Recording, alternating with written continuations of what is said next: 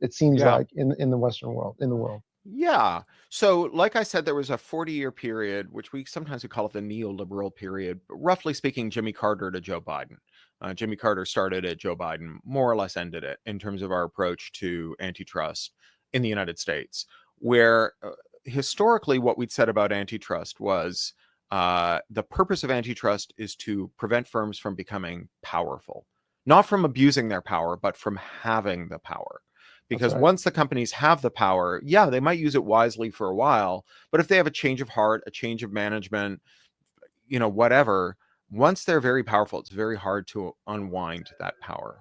That's right. To give you an example, IBM finally got too big for its britches. It's founded in 1911, and by 1970, the DOJ had their fill of it, and they brought an antitrust case against IBM. IBM spent the next 12 years outspending the DOJ on outside counsel, so they paid more for lawyers to fight one case against the DOJ than the DOJ spent on all the lawyers fighting all the antitrust cases in the country. And they did it for the next 12 consecutive years. So they outspent the US government for 12 years. And the way that case cashed out is Ronald Reagan got elected and he canceled the case. And so IBM never faced any antitrust justice.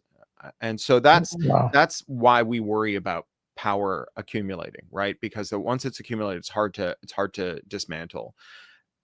Back when the first antitrust laws were being passed, you had like the very first one was the Sherman Act, and it was authored by a senator called John Sherman, who was the brother of Tecumseh Sherman, the Civil War general, big Bolshevik family. And he stood up and gave this sort of barn burning speech on the floor of the Senate when they were debating the bill. And he said, if we would not allow a king to rule America, we should not allow an autocrat of trade to rule over us in the necessities of life. And so this was the purpose, right? It was about power.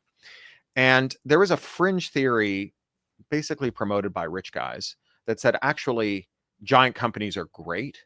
They use their power wisely. They squeeze suppliers to create discounts that are then handed over to consumers.